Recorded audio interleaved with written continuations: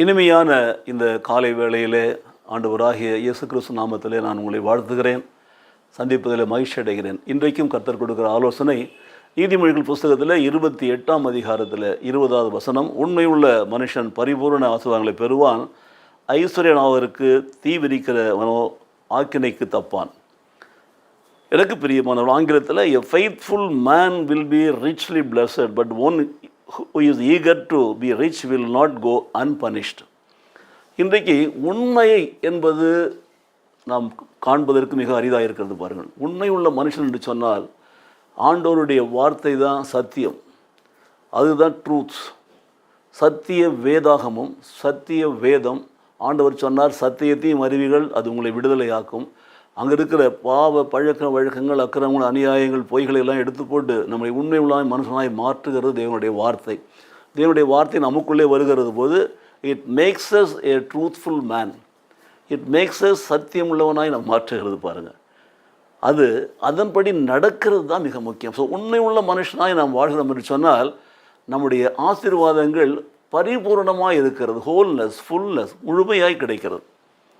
ஆனால் இன்றைக்கு நிறைய பேர் எப்படியாவது உயர வேண்டும், எப்படியாவது மேன்மையாக வேண்டும், எப்படியாவது பணம் சம்பாதிக்க, எப்படியாவது ஐஸ்வர்யமான மாறணும்னு பார்க்குறாங்க. அதுக்கு தான் பைபிள் சொல்கிறது. பாருங்கள், ஐஸ்வர்யவனாய் ஆவதற்கு தீ விரிக்கிறவனோ ஆக்கினைக்கு தப்பான். 1 தீமோத்தேயு 6ஆம் அதிகாரத்தில் 10ஆம் வசனத்தை வாசிக்கிறோம். பண ஆசை எல்லா தீமைக்கும் வேறாக இருக்கிறது, சிலர் அதை இச்சித்து தங்களை தாங்களே உருவ குத்தி கொள்ளுன்னு சொல்லி வாசிக்கிறோம். பாருங்கள், ஸோ பணம், ஊழியம், வாழ்க்கை, குடும்பம் தேவை. பண ஆசை அதுதான் வேண்டாம். ஸோ சீக்கிரமாக ஐஸ்வர்யனாய் மாற வேண்டும் என்று சொல்லி நிறைய பேர் அப்படி வஞ்சனை உள்ளவர்களாய் மாறுகிறார்கள். பாருங்கள், கஞ்ச பிசனாரியாய் நடக்கிறார்கள். நல்லவங்களுக்கோ இரக்கமாக காட்ட மாட்டாங்க, மற்றவங்களுக்கு கொடுக்க மாட்டாங்க, சுயநலமாக இருப்பாங்க. அவர்களுடைய எண்ணமெல்லாம் ஐஸ்வர்யம், இன்னும் சேர்க்கணும், இன்னும் சேர்க்கணும் என்று சொல்லி என்று சொல்லி அவர்களுக்கு தான் they will not be set free from their punishment. They will be punished. ஆனால் உண்மையாய் நடந்தோம் என்று சொன்னால் தேவன் நம்மை ஆசீர்வதிக்கவே ஆசீர்வதிப்பார்.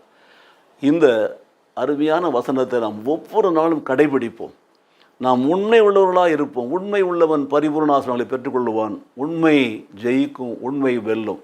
உண்மை தான் வாழ்க்கையில் நம்மை உயர்த்தும், மேன்மைப்படுத்தும். சத்தியம், அறிவியல் சத்தியம், அந்த வார்த்தை நம்மை வழி நடத்தும். எனக்கு பிரியமானவர்களே, உண்மை உள்ளவர்களாய் வாழ அர்ப்பணிப்போமா? தேவன் நம்மை உயர்த்துவார், மேன்மைப்படுத்துவார். He will make us rich. He will bless us richly. But if we desire and if we long for that, if we are going after that, definitely we will not be blessed, but instead of that we will be punished. Mind that, be careful. Thank you. God bless you. ஜெபிப்போமா? நேசிக்கிற நல்ல பிதாவே, உண்மை உள்ள மனிதர்களாய் நாங்கள் வாழ்ந்து உண்மையின்படி நடந்து பரிபூர்ண ஆசீர்வாதங்களை பெற்றுக்கொள்ளும்படி கர்த்தர் எங்களை ஆசீர்வதிப்பீரா. என்றைக்குமே நாங்கள் பண ஆசை உள்ளவர்களாக, ஐஸ்வர்யவனாக விரும்பி எங்களை நாங்களே உருவ குத்தி கொள்ளாதபடிக்கு, எங்களை நாங்களே தண்டித்து கொள்ளாதபடிக்கு கர்த்தர் அந்த பண இச்சையிலிருந்தும் ஆசீர்வாதங்களை எங்களை விடுதலை ஆக்குவீரார். ஐஸ்வர்யனாய் ஆவதற்கு நாங்கள் விரும்பி போகாமல் நாங்கள் உண்மையாய் நடந்து நாங்கள் ஆண்டு வரை ஆசீர்வதிக்கப்படும்படி எங்களை தாழ்த்தி ஒப்புக் கொடுத்து ஜெபிக்கிறோம். இயேசு கிறிஸ்துவின் நாமத்திலே பிதாவே.